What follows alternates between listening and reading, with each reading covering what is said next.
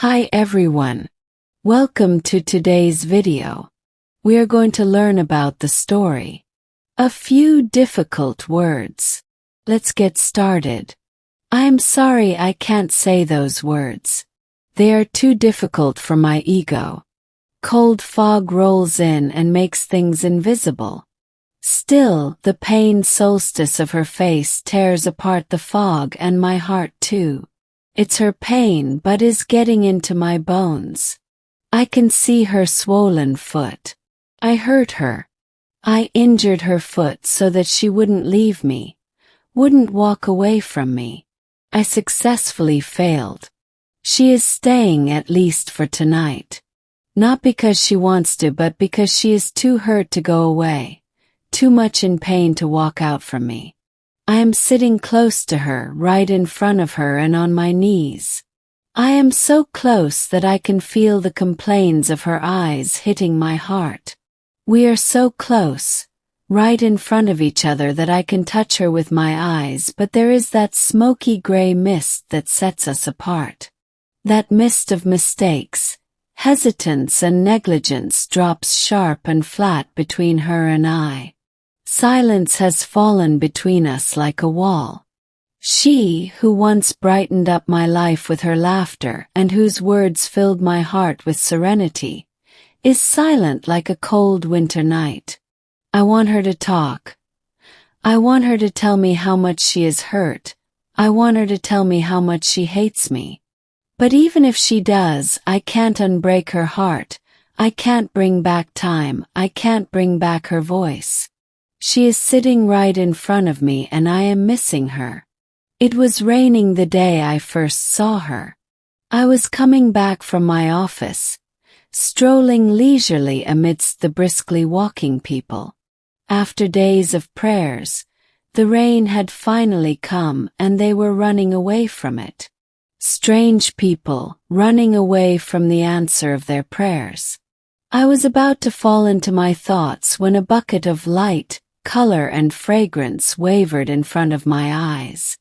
She appeared like a rainbow in the middle of the rainfall, strolling and not walking briskly. She was enjoying rain just like I was. She came closer to me and so did the feeling of losing such a girl. I didn't want to lose her, though for no obvious reason at that time, but I wanted to know her. That's why I stood right in front of her when she approached me. She hesitantly looked at me and lost the sequence of her footsteps. Raindrops were falling from her hair onto her face like wind scattering dewdrops on the face of a flower. Those moonlit eyes had dreams sleeping in them, and I don't know why, but I wanted to wake them up. She stood there for a fraction of a second when I, looking at her wet face, uttered with all my heart, "Thank you." Surprise struck her eyes and confusion occupied her expressions. She looked at me astonishingly and shrugged her shoulders and asking, "Thank you for what?" Still occupying her face with my eyes, I replied to her unasked question, "Thank you for letting me know why they call full moon beautiful." At that moment I saw those dreams sneaking through the casement of her eyes. She had something special in them, I knew it somehow. She blinked her eyes and the dreams fall back.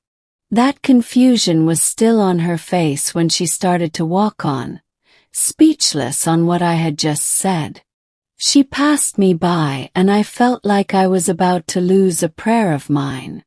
She had taken a few steps when I said, "I see your dreams." She stopped and turned around. I turned around too and said again, "I see dreams in your eyes. What makes you think I have dreams in my eyes?" This was the first thing she ever said to me, and her voice faded the rainfall.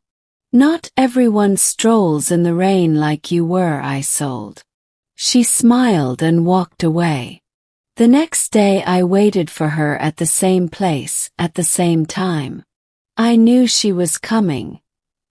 I knew she wanted to come. And she did. I was standing beside a lamp post, staring at the one end of the road when a soft voice jumped over my shoulder. "So tell me about my dreams." I turned around and there she was. I knew she would come. I occupied her face again with my eyes and said, "It's your dreams, you should be telling me about them." "But why should I tell you? You started it." "Yeah, but you are gonna finish it by telling me about them." "Don't bet on it." "But I am." She chuckled and said, "Is that what you do to every girl you see?" "I would if every girl strolled in the rain like you did." "Is it that important to you?" "No, but it's different." "And you think I am different?" "Yes." "What if you find someone else strolling in the rain like I was?"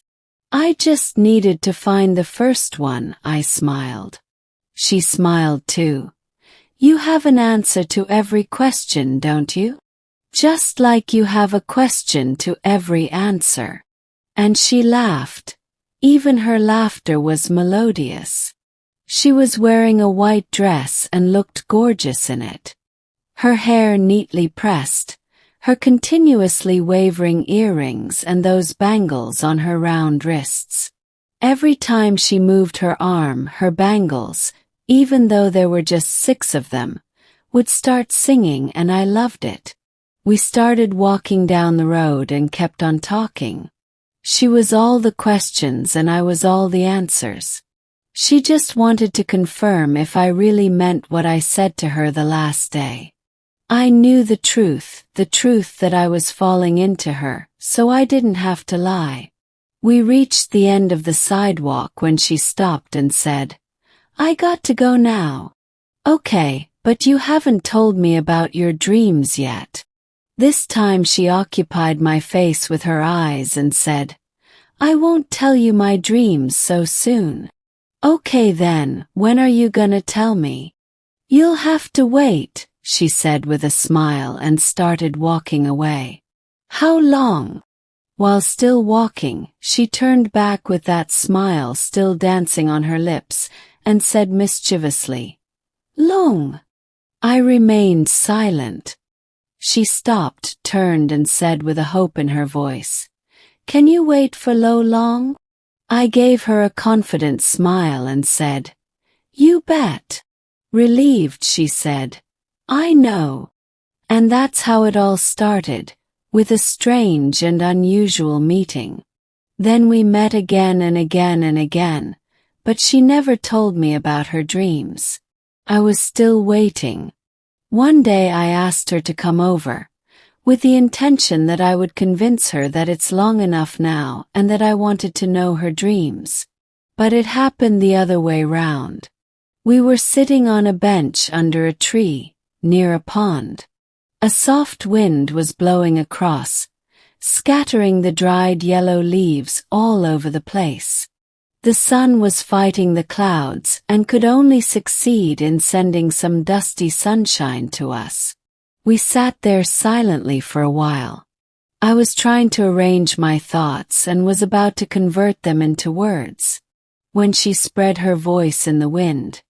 "Where are we going?" Perplexed, I could only utter, "What?"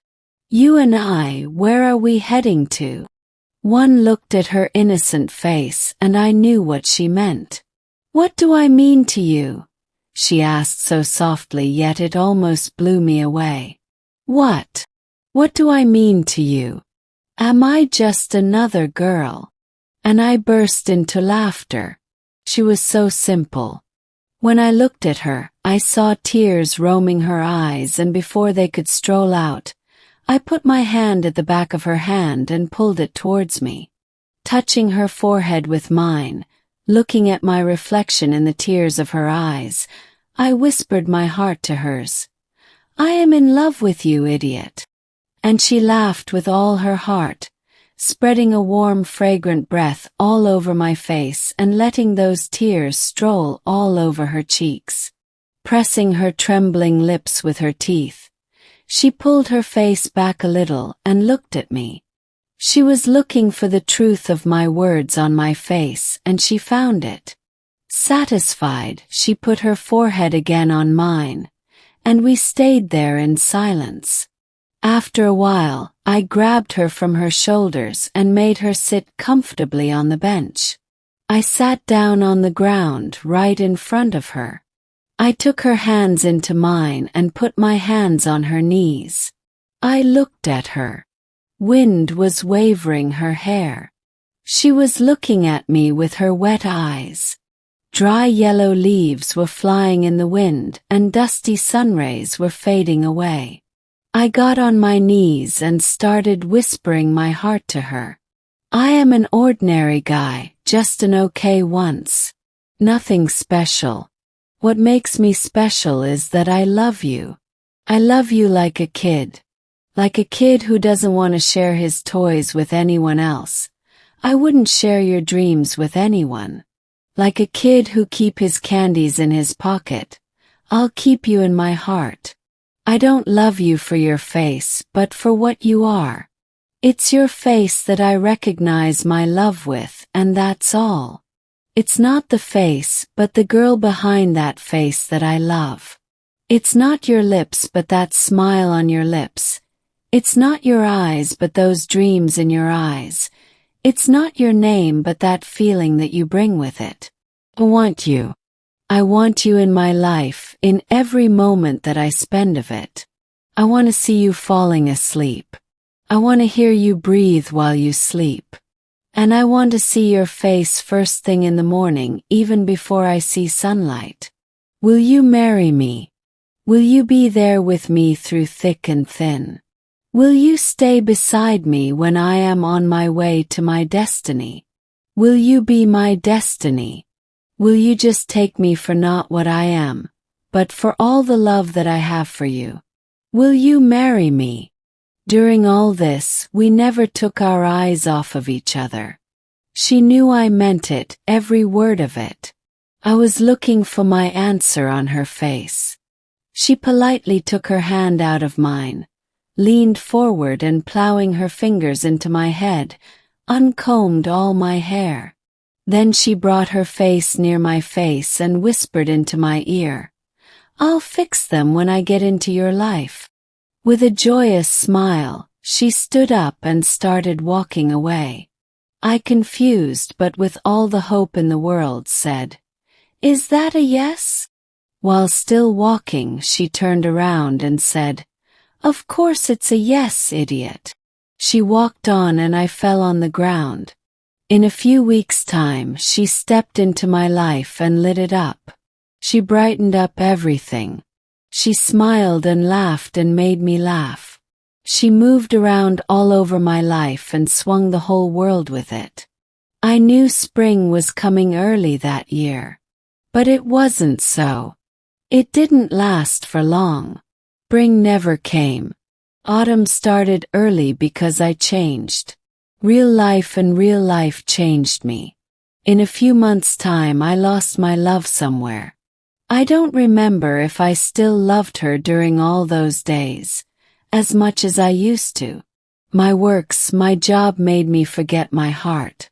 All I remember that she was a responsibility.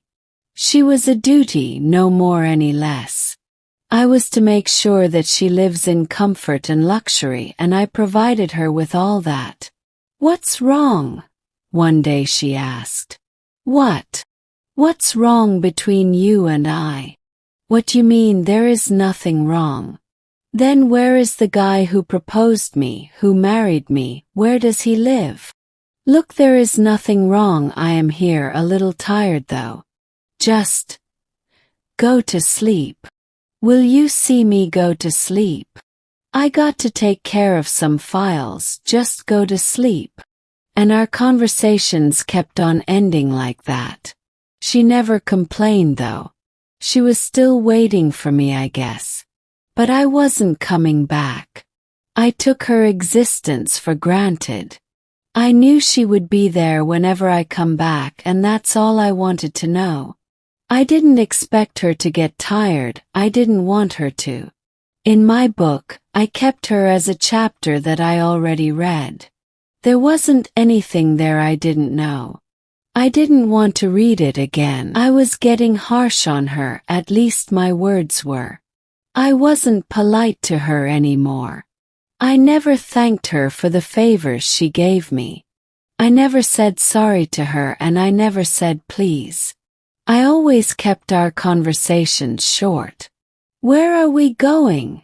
She tried to rattle some memories one day. We are not going anywhere, it's time to stay. But that's not that you said once before, she asked with an innocent hope of bringing back a long-gone answer. Quite living in the past, okay. I was getting good at bringing silence between us.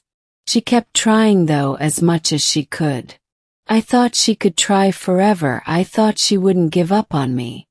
Please come back home early today, she asked me one day while I was about to leave for office. Why is that? I want to go shopping. You've got the money. You can go and do it yourself. But, I'll take you to dinner, what you say? I was still thinking of an excuse. I'll buy you a gift. She sure wanted me to be with her that evening. Okay, I'll try. And she knew I meant no whenever I said that. I didn't come early that evening. I guess I deliberately stayed away. By the time I got back home, she was asleep. A cake was sadly lying on the dining table, with all the candles burnt up. And that's when I remembered that it was her birthday that day. I never got to know when patience ran out. I ignored her so much. In my eyes, she wasn't supposed to get tired. I required her to be fresh and alive, regardless of how stale and pale I got in my heart. But it wasn't so. I was living in real world too much that I ignored this reality. And today she breaks apart. Lying on the bed, we both knew we weren't asleep.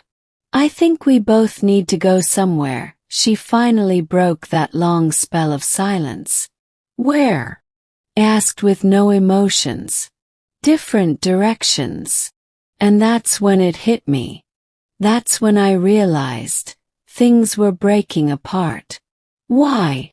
Could hardly say. I don't know. You know better. You changed your path long time ago. I followed you with it. I thought I could do that, but I didn't know for how long. I can't do it anymore. Maybe I need to change my path as well. 1,000 thoughts went in and out of brain, but none turned into words. I wasn't good at words anymore. I was good at silence, and that's what I did. She looked at my stone-cold face for a while and then stood up. She started packing her stuff, and I just kept watching her. My emotions dried out long time ago. My face could show no feelings. My words were heartfelt no more. I didn't know what to do. I wanted to stop her, I wanted her to stay, but I didn't know how to do that. While packing her suitcase, she turned around and said, "You remember it all started with those dreams that you saw in my eyes." Yes, I could only whisper. I still haven't told you about my dreams, or have I? No. I tell you now that you don't want to know. I dreamed of a guy like you, and I dreamed of a life like you promised, she said without looking at me. I was silent. Then she looked at me and said, "You broke my dreams." I don't know why I did that. Now that she was going, I looked at her and saw that same girl that I stopped in rain once. I saw that rainbow now that it was fading away. She is the best chapter in my book.